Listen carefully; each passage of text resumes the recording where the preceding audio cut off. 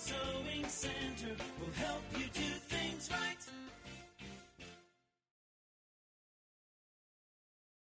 There's another one over here. I told you I really liked Mark. Mark is a lot of fun. Now, Mark is one of those that when I'm using Mark, sometimes I do actually like to have my grid on. So I'm going to come up here to View and put it on my grid. Now, I took it off my sidebar, but I still have access to it right here. Took my ruler off my sidebar. When I hit ruler, it puts my rulers out here. That's just one more thing for me to look at. So, but I put my grid on because I want to do some marking, and I want to do a really nice chevron pattern. So what I'm going to do is I'm going to take my crosshairs and I'm going to put it at one point and I'm going to hit mark.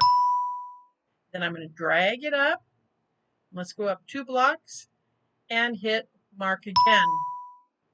And then I'll come down and hit mark again. So you can draw, oops, did I go in the right place?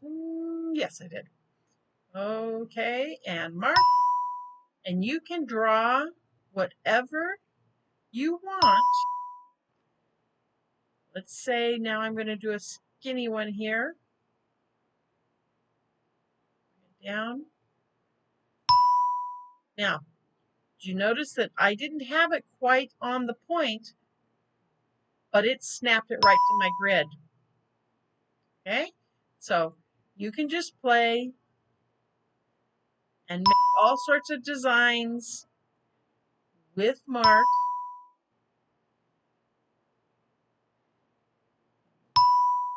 This is quite the design, isn't it? Okay, so now I have a Mark design. I'm going to take my grid off so we can see it a little better. And let's move my crosshairs up out of the way. That's just a lovely design. So I outlined something on my quilt. I was following the exact pattern on my quilt, or I was drawing with my grid.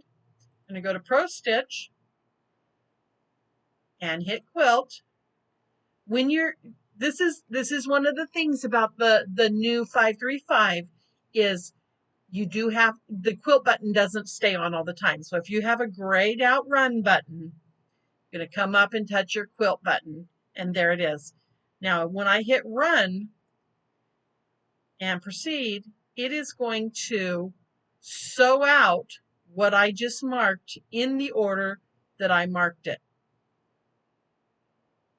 It's letting me pull up my thread. I'm in simulation mode, so there we go. All right, and away it goes. Oh, look here. This is another new thing over here. This is our emergency stop button. So if something goes wrong, you're going to hit a bar or something, you can hit that and it's going to stop immediately. If it's something that I don't have, it's not an emergency, I still prefer to press the pause button and then stop. But that emergency stop button is awesome, isn't it? So that's how you use Mark.